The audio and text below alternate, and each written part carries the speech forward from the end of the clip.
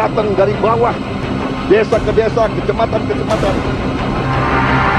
Dan sekarang kita dihadapkan dengan pemerkosaan terhadap hak-hak demokrasi. Ada dalil yang menguraikan bahwa ada indikasi money politik.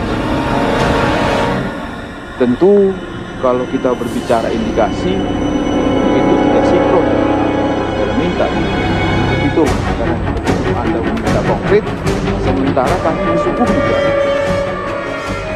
indikasi. Kalau permohonan itu disusun secara silogisme, ini baru ada premis mayor. Premis minornya tidak ada, tapi sudah ada kesimpulan. Yang saudara maksud kondisi yang itu apa? Yang konkret, tidak menggunakan kalimat-kalimat yang bersayap, tapi kalimat-kalimat yang memang maknanya tunggal. Bahwa ada negara asing tertentu yang mengundang bupati-bupati kami, wali kota kami, dan berusaha mempengaruhi mereka. Ini kami anggap campur tangan asing. Misalnya di Provinsi Aceh, halaman 15 sampai 5 yang disajikan dalam bentuk tabel. Dalil ini lebih mengarah pada kesalahan rekap, bukan pelanggaran proses. Sebenarnya kalau batal pasti biasa, pasti juga tidak mengikat, jadi batal aja kan. Batal putusan usia atau upacara usia. Kalau dia sudah batal pasti tidak sah. Masa orang dibatalkan kalau sah? Anda menyaksikan Metro hari ini, saya Zelda Safitri. Pemirsa, Mahkamah Konstitusi menggelar sidang kedua sengketa hasil pemilu. Setelah sempat diskors, sidang kembali dilanjutkan pada pukul 16.30 dengan agenda kembali mendengarkan keterangan saksi. Untuk informasi selengkapnya, kita bergabung dengan reporter Metro TV Ferry Prihardi di gedung Mahkamah Konstitusi. Ferry, sudah berapa saksi yang didengarkan keterangannya hingga saat ini? Zelda, hingga saat ini memasuki sesi ketiga lanjutan sidang hari kedua perkara PHPU di Mahkamah Konstitusi. Sudah 5 saksi dari pihak yang dihadirkan oleh pemohon atau tim kuasa hukum Prabowo Subianto dan juga Hatta Rajasa. Sejak dimulai lagi pukul 4:30 tadi, memang saksi belum bertambah seperti yang sudah dilaksanakan pada sesi kedua atau setelah break sholat Jumat tadi siang. Kebanyakan 5 saksi yang sudah memberikan data dan juga fakta versi mereka adalah berasal dari Provinsi Jawa Timur, termasuk saksi yang saat ini sedang memberikan keterangan sebelum pimpinan hakim Hamdan Zulfa memberikan tanggapannya. Kebanyakan saksi hari ini yang menyatakan data dan juga fakta adalah berasal dari Jawa Timur dan memaparkan beberapa temuan-temuan menurut saksi yang dihadirkan oleh tim Prabowo Hatta yang terjadi seperti di beberapa kabupaten, diantaranya Kabupaten Sidoarjo, Malang, Batu, Jember, Banyuwangi, dan juga Kota Malang. Banyak data-data yang dihadirkan terutama adalah mengenai pokok-pokok objek perkara yang disampaikan, seperti misalnya banyaknya daftar pemilih tetap yang masuk dalam daftar pemilih tambahan khusus tetapi tidak sesuai dengan peraturan, seperti yang hanya melampirkan KTP ataupun paspor saja tanpa ada surat keterangan pindah atau formulir A5 yang banyak ditemukan oleh tim saksi dari Prabowo dan juga Hatta. Dan tadi ada saksi yang ditanyai oleh majelis hakim mengenai keabsahan data.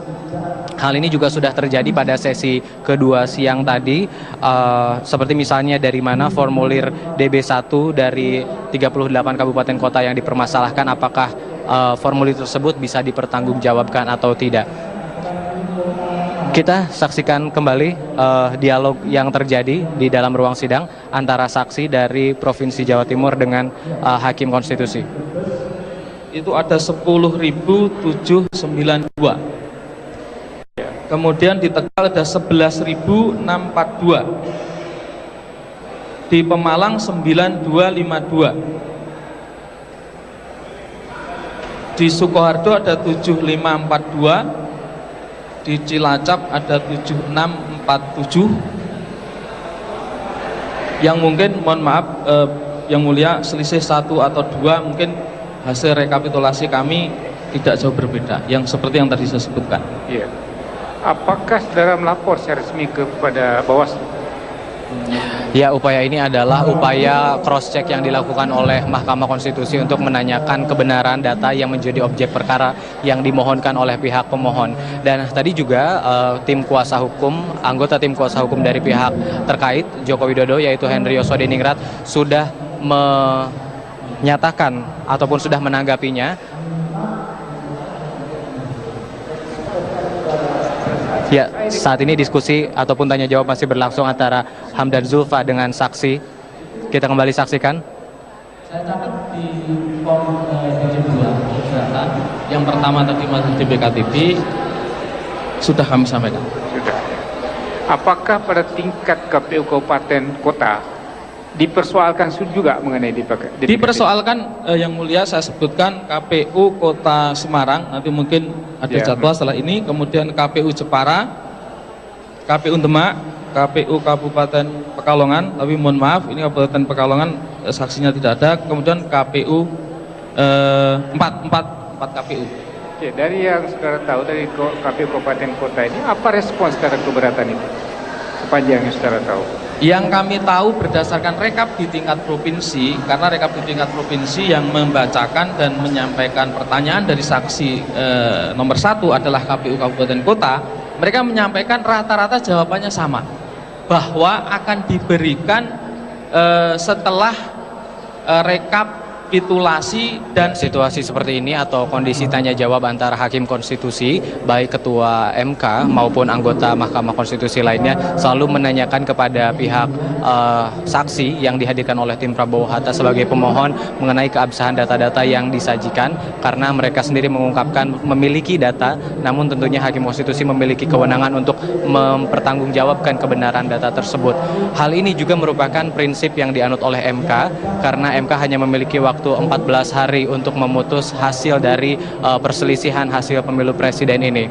Dan nanti setelah ke-25 saksi dari pihak pemohon mengajukan pernyataannya ataupun mengajukan data-data temuannya, nanti akan dilengkapi atau akan ditanggapi dari saksi yang dihadirkan oleh tim dari KPU. Komisioner KPU Ida Budiati tadi sudah mempersiapkan sejumlah orang saksi baik dari KPU provinsi maupun dari KPU kabupaten yang sudah siap dan akan memberikan keterangan ataupun jawaban disertai dengan bukti sesuai dengan yang hari ini dibahas masing-masing KPU ataupun lokus kejadiannya. Seperti misalnya sekarang yang banyak dibahas di ruang sidang adalah dari wilayah Provinsi Jawa Timur, maka nanti saksi dari KPU yang akan dihadirkan pun berasal dari KPU di wilayah provinsi, kabupaten ataupun kota yang berada di Provinsi Jawa Timur.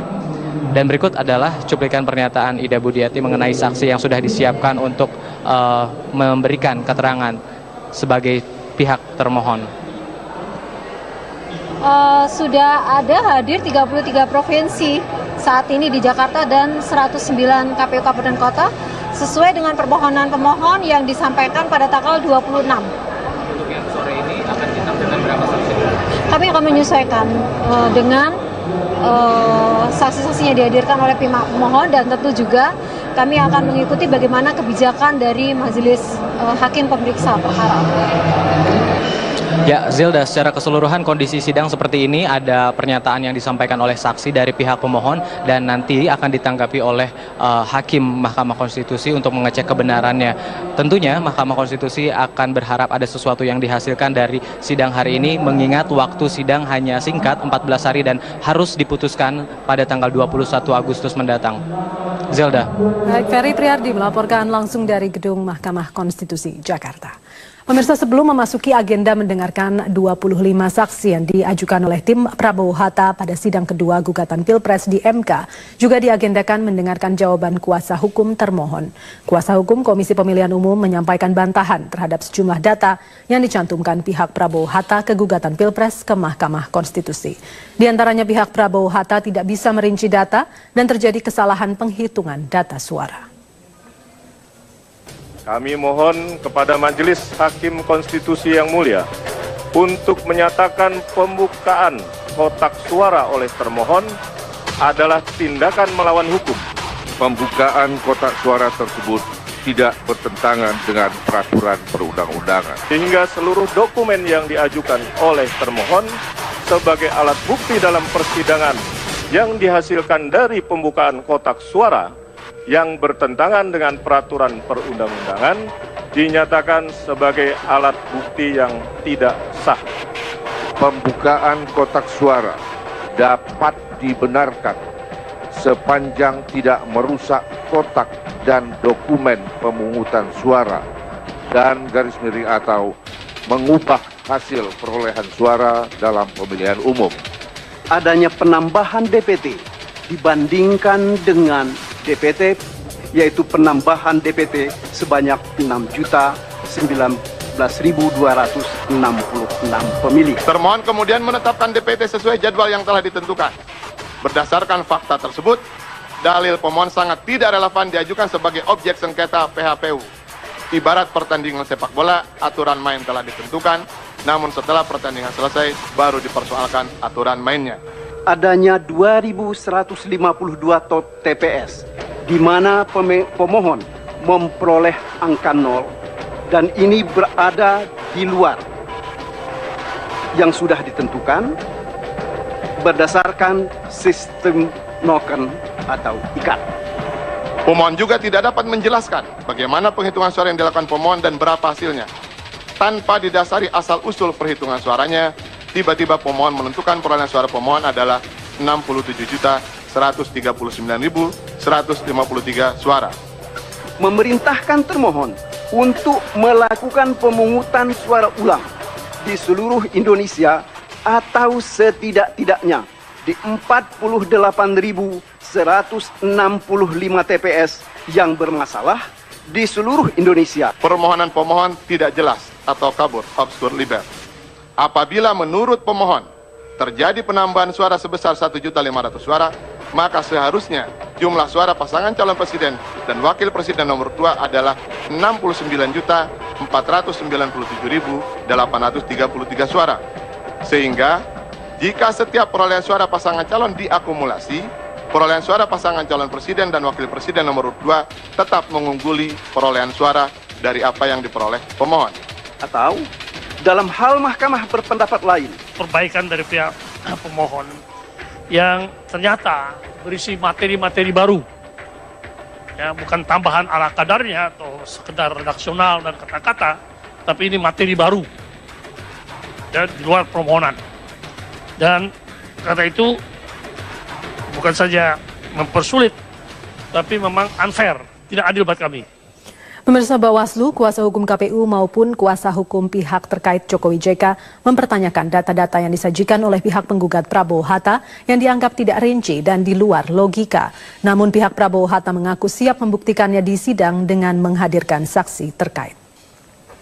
Menyatakan menolak pelaksanaan Pilpres dalam menarik diri dari proses tahapan pemilu yang sedang berlangsung dalam pemilihan umum presiden dan wakil presiden tahun 2014.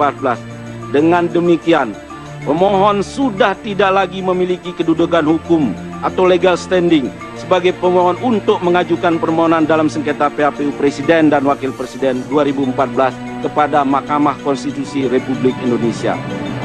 Sepanjang pantauan dari Komisi Pengawas Pemilu, kawan-kawan KPU, jajaran yang ada di bawah ini, mereka sudah tidak melakukan istilahnya langkah-langkah yang mencoba menambah apalagi mengurangi data-data itu. Pemohon melakukan lompatan logika. Jadi angka DPKTB yang diuraikan oleh pemohon yang menurut pemohon besar, tiba-tiba langsung disimpulkan bahwa angka ini merupakan bentuk dari mobilisasi pemilih. Karena acara yang paling penting adalah acara pembuktian. Biarlah nanti antara speaking evidence, apa yang disampaikan saksi, dengan real evidence, bukti yang nyata akan bertemu dalam pengujian, baik oleh pihak pemohon, pihak termohon, dan pihak terkait. Kalau misalnya dia katakan jumlah suara, ya kan, yang benar, katakanlah X mereka bilang, mereka mesti jelaskan X itu dari mana, di tingkat TPS sampai ke tingkat kabupaten sampai dengan provinsi, mesti dijelaskan, tidak umum saja, diambil dari langit begitu kan, mesti dijelaskan di daerah mana. Kubu Prabowo Hatta melakukan sejumlah perbaikan gugatan setelah mendapat masukan dari Majelis Hakim Mahkamah Konstitusi. Namun sejumlah pengamat menilai perbaikan yang dilakukan tidak terlalu berdampak pada materi gugatan utama. Perbaikan gugatan ini setidaknya termuat dalam 50 halaman tambahan. Sejumlah hal yang dimuat dalam perbaikan gugatan tersebut antara lain penyebutan nama provinsi dan hasil rekapitulasi suara per provinsi. Sebelumnya, kubu Prabowo Hatta menuding perlunya dilakukan pemungutan suara ulang di 8 provinsi. Pengamat hukum tata negara, Refli Harun, menilai sejauh ini koreksi yang dilakukan belum bisa menunjukkan adanya perbedaan suara yang bisa mengubah hasil pemilu presiden lalu. Sayangnya di dalam permohonan yang sudah diperbaiki itu, saya sendiri tidak menemukan elaborasi mengenai angka 5 juta bertambah dan 4 juta berkurang. Yang ada adalah elaborasi mengenai penggelembungan 1,5 juta dan pengurangan suara Prabowo yang diklaim 1,2 juta. Kalau itu yang dijadikan landasan penghitungan, maka tetap tidak signifikan karena cuma 2,7. Kalaupun itu diberikan gratis kepada kubu Prabowo Hatta, tetap tidak mengubah hasil pemilu karena kita tahu perbedaan suaranya 8,4 juta. Refli juga menilai koreksi gugatan belum dapat menunjukkan bukti kecurangan yang dilakukan oleh KPU dan menguntungkan pihak Jokowi JK. Sementara kuasa hukum KPU Adnan Buyung Nasution menilai MK harusnya memberi waktu kepada KPU untuk mempelajari koreksi gugatan pihak Prabowo Hatta. Bahannya bukan hanya sekedar kata-kata, redaksi saja, tapi penambahan materi banyak sekali. Misalnya? Misalnya penjelasan mereka tentang bagaimana menjaga kecurangan atau pelanggaran di berbagai daerah. Banyak dari Aceh sampai Papua. Nah, padahal itu kan hal yang baru buat kami. Jadi harus kami butuh waktu yang ngecek benar tidak itu terjadi semua di daerah-daerah. Ya, bukan di KPU di pusat saya dan di KPU daerah harus dicek ya, dan dicek lagi. Itu pertama. Yang kedua juga waktu kan pendek sekali. Diajukannya baru kemarin. Dalam 24 jam bagaimana kami bisa jawab semua. Jadi kami minta pulang. Di lain pihak, kubu pembela Prabowo Hatta tetap menilai adanya sejumlah kejanggalan dalam proses pembukaan kotak suara ulang. Salah satu tim hukum Prabowo Hatta, Firman Wijaya, meminta publik menyerahkan semua prosesnya kepada persidangan di Mahkamah Konstitusi. Semua pihak hadir dalam persidangan ini, termasuk tanggapan KPU tadi, ini menunjukkan bahwa memang ada persoalan-persoalan yang harus dibicarakan di Mahkamah Konstitusi. Terkait dengan pembukaan kotak suara tadi diantaranya, ya memang faktanya kan KPU dan Bawaslu melakukan tindakan dulu baru minta izin kepada hakim. Ini keliru sebenarnya, karena undang-undangnya mengatakan minta izin dulu sama hakim baru melakukan tindakan. Tapi sudahlah, itu kan akan diuji oleh Mahkamah Konstitusi. Sidang sengketa hasil Pilpres hari ini selain mendengar tanggapan dari KPU dan tim hukum Jokowi JK, juga mendengarkan saksi dari kubu Prabowo Hatta. MK punya waktu hingga 2 minggu mendatang untuk menyelesaikan sidang ini. Tim Liputan Metro TV. Sidang kedua perselisihan hasil pemilu diwarnai dengan unjuk rasa dari tim Prabowo Hatta di depan gedung Mahkamah Konstitusi. Selama unjuk rasa, sejumlah orasi bernada provokatif disampaikan untuk mendukung Prabowo Hatta.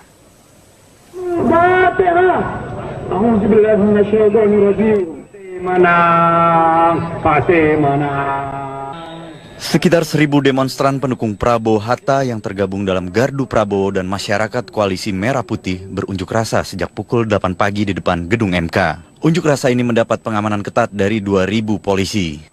Dalam unjuk rasanya, massa Prabowo Hatta meminta agar hakim MK dapat melaksanakan persidangan dengan jujur, adil, dan tanpa intervensi apapun. Akibat demo, kondisi arus lalu lintas di Jalan Merdeka Barat mengalami penyempitan. Jalur busway diperbolehkan dilalui kendaraan roda 2 dan 4. Warga ibu kota pun ikut berkomentar. Menurut Bapak gimana demonya? Sedikit mengganggu. Saya rasa mungkin terganggu sebenarnya kan. Berhubung ada acara begini ya maklumin aja gitu kan. Pengunjuk rasa sempat menghentikan demonya untuk melaksanakan sholat Jumat yang digelar di depan halaman gedung MK. Dalam unjuk rasa, sejumlah orasi bernada provokatif pun sempat disampaikan seperti menghina KPU dan menuduh tim Jokowi JK curang dalam proses pemilu lalu. Tim Liputan.